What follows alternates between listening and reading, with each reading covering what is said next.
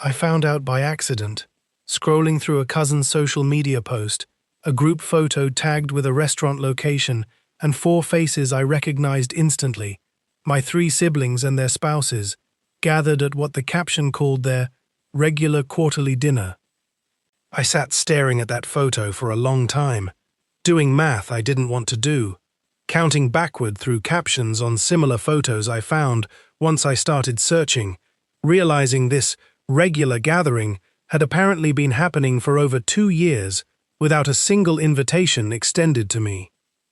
I want to tell you what I discovered when I finally asked them directly, and what I did afterward, because the actual explanation wasn't the simple rejection I initially assumed, though understanding that took considerably longer than I expected.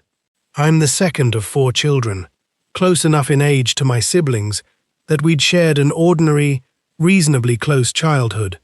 though I'd always been somewhat quieter than my more socially confident older brother and 2 younger sisters. I spent 34 years as an agricultural equipment technician, a steady, unglamorous career that kept me rooted in the same rural county where we'd all grown up, while my siblings had each, at various points, moved to different cities for their own careers and families. I want to describe a specific memory from our childhood that I found myself returning to, often during the difficult weeks that followed my discovery. Our mother used to host Sunday dinners every week, without exception. All 4 of us kids gathered around the same table regardless of teenage moods or sibling squabbles, a ritual so consistent it had felt, at the time, like an unshakable family constant, rather than something that could ever simply stop happening once she was gone. I want to describe how the distance actually developed, because I don't think it happened through any single decisive moment, but through gradual, accumulated circumstance that eventually hardened into something more deliberate than any of us initially intended. After our parents passed within 18 months of each other, about 4 years ago, the natural gathering point that had once brought all 4 of us together regularly, holidays at the family home, simply dissolved,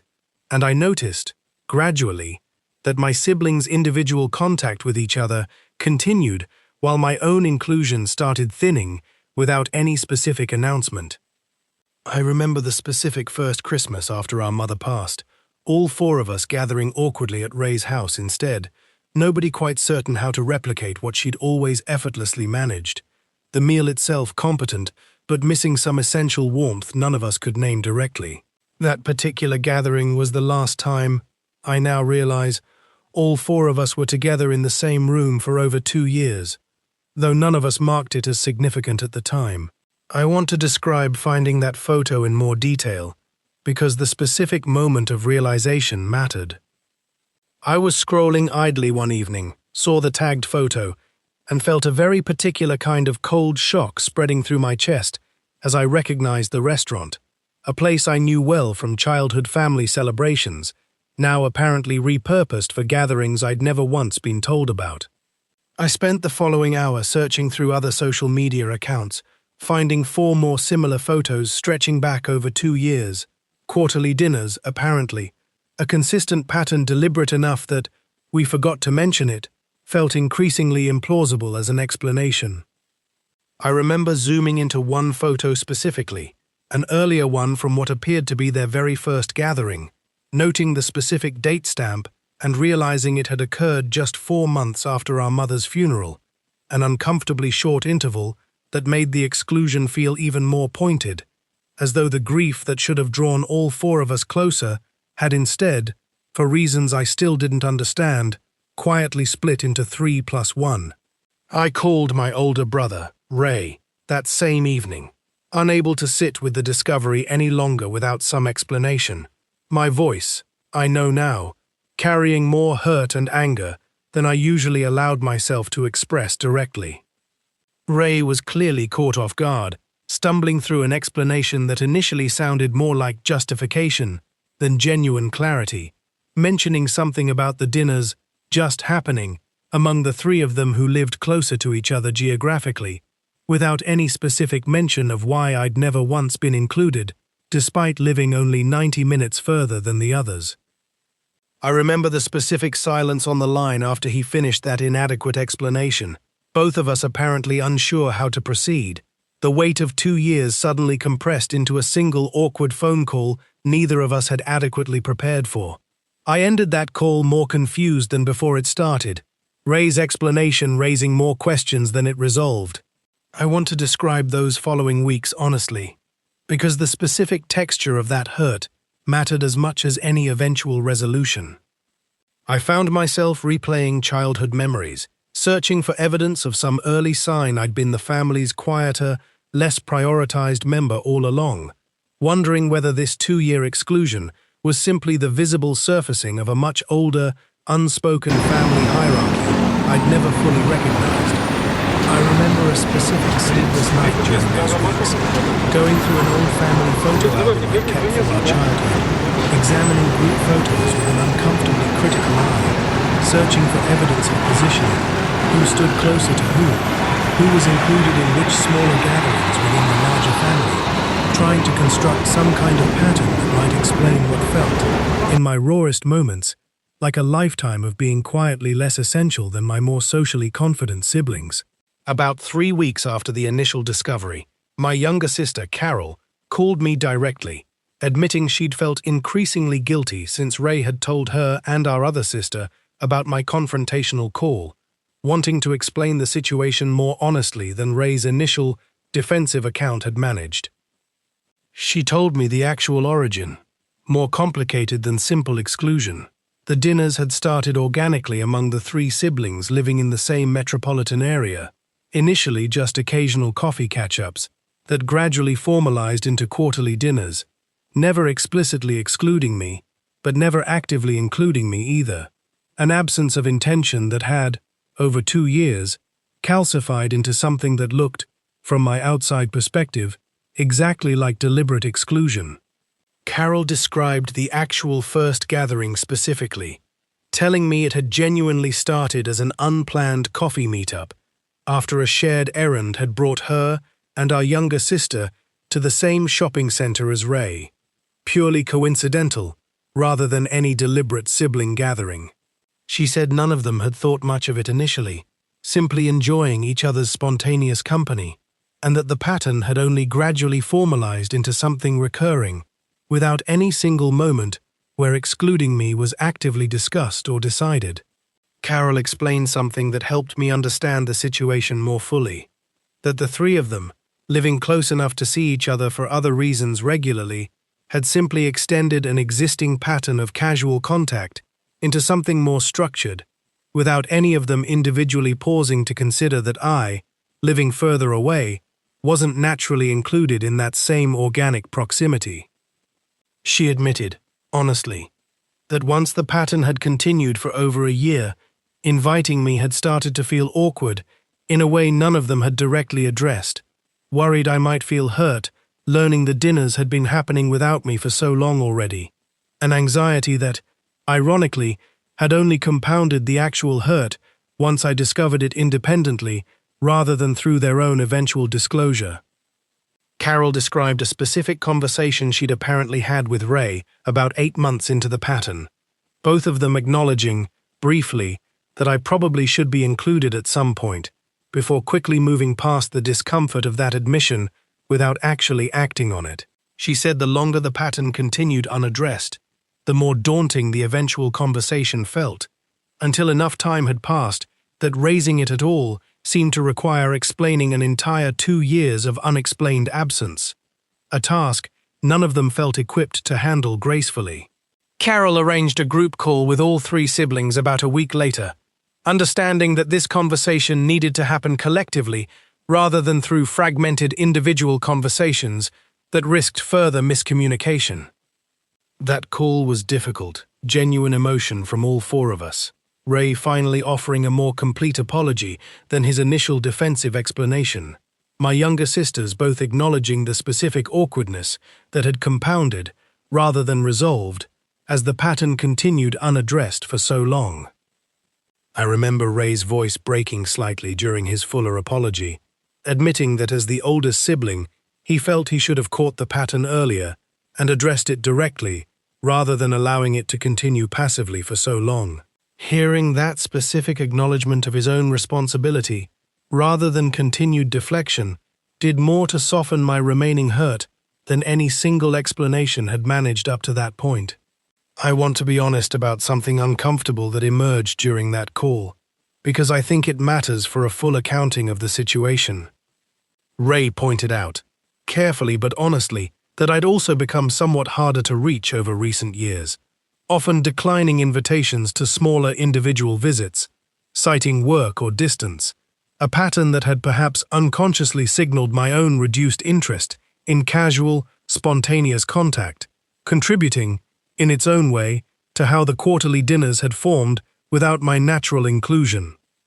I sat with that observation for a long while after the call ended, forcing myself to honestly recall specific instances Ray might have been referencing, remembering, uncomfortably, at least 3 separate occasions over the preceding 2 years where I'd declined casual visit invitations, citing work demands that, looking back honestly, could likely have been rearranged had I genuinely prioritized the visits more highly at the time.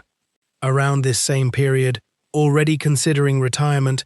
I began seriously researching retiring abroad, specifically the Philippines, for reasons that were financial first, but that carried their own quiet emotional dimension, given everything that had just surfaced within the family.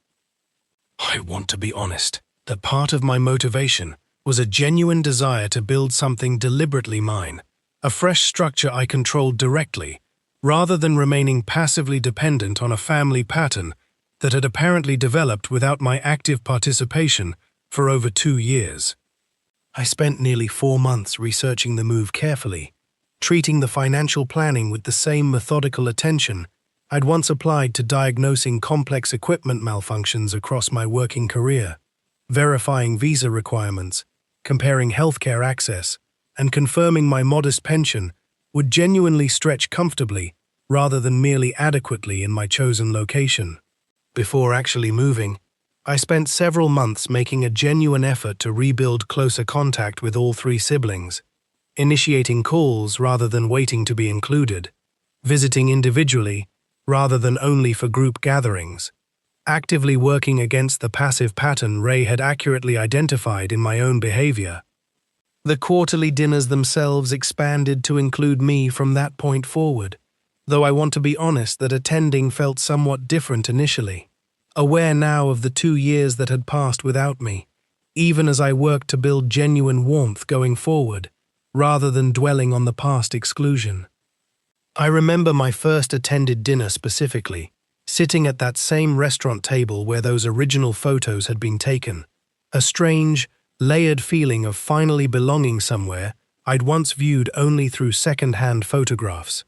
Carol noticed my quietness that evening, quietly squeezing my hand under the table at one point, a small gesture of acknowledgement that meant more than she probably realized. I moved 8 months after that group call, settling into a coastal community and establishing a specific structure for maintaining sibling contact despite the new distance. A monthly group video call, deliberately scheduled, that all 4 of us committed to attending consistently. I've found, somewhat to my surprise, that the deliberate structure required by the distance has actually produced more consistent contact than we maintained even before the original 2-year gap, each of us now actively showing up for a scheduled call rather than relying on the same passive geographic proximity that had originally left me out. I want to describe a specific recent call, about 10 months into this new arrangement, where all 4 of us spent nearly 2 hours simply talking, no particular agenda, laughing about old childhood memories in a way that reminded me distinctly of those Sunday dinners our mother once hosted. Ray mentioned, near the end of that call, that this deliberate monthly structure had somehow rebuilt a closeness among all 4 of us that even predated the original 2-year gap. Evidence, I think, that genuine repair sometimes produces something stronger than what existed before the original rupture. If you've discovered something similar, a family pattern that developed without you, I want to tell you what this experience taught me. The exclusion often isn't as deliberately malicious as it first appears, frequently emerging from organic proximity and passive drift rather than active decision. But I'd also encourage honest self-examination about your own contribution to the pattern. The way Ray's honest observation helped me recognize in my own behavior, rather than assuming the fault lies entirely on the other side. I'd also recommend, specifically, resisting the urge to construct an elaborate narrative of lifelong hierarchy or favoritism the way I initially did during those sleepless nights with the old photo album. Passive drift, compounded by discomfort about addressing it once it's continued too long, is a far more mundane explanation than deliberate exclusion, but I understand, from direct experience, how difficult that mundane explanation is to believe in the raw immediacy of discovery. I think about that photograph often. Still, the specific cold shock of discovering 2 years of gatherings I'd never been told about. I don't think that particular sting fully disappears, even with genuine reconciliation following it. If you're facing your own version of that discovery, I hope you find the same fuller understanding I eventually did. Genuine curiosity about how the pattern actually developed, honest reflection about your own part in it, and the willingness to build something deliberately better going forward, rather than remaining stuck relitigating exactly how it happened. I still have that old photo album here with me, actually, shipped over in one of my 2 suitcases, despite its considerable weight, because I found I genuinely wanted it close by, rather than left behind in storage. I look through it now sometimes, not searching anymore for evidence of exclusion,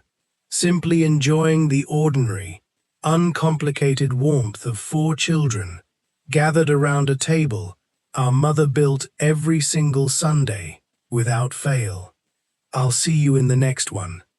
I want to include a perspective I haven't mentioned yet, from my youngest sister, Denise, who I hadn't spoken with as directly during the initial crisis, both of us naturally quieter than Ray and Carol during family conflicts. Denise called me privately, about 2 months after the group reconciliation call, admitting she'd felt a specific, separate guilt she hadn't fully voiced during that larger conversation, that she'd noticed my absence from the dinners considerably earlier than Ray or Carol had acknowledged, but had stayed quiet rather than raising it, partly from her own general conflict-avoidant nature,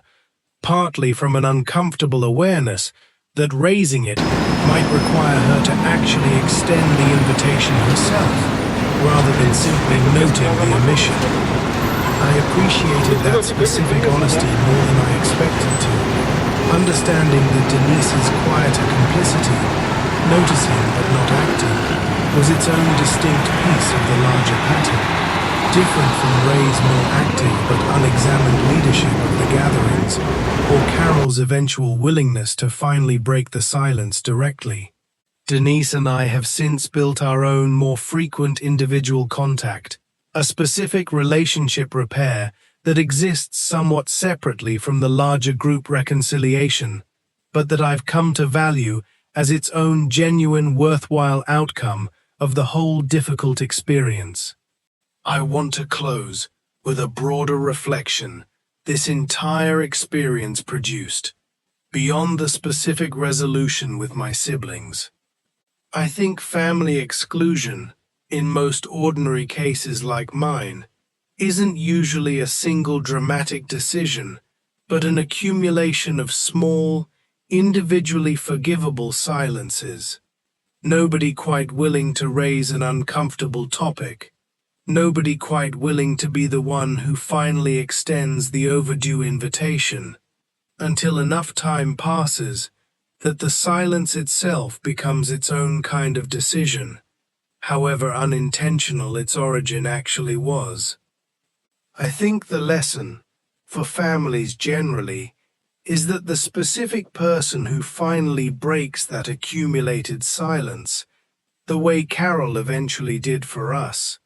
deserves real credit, rather than blame, for finally naming what everyone else had been quietly avoiding. I try to be that person more readily now myself, in smaller ways, whenever I notice a similar uncomfortable silence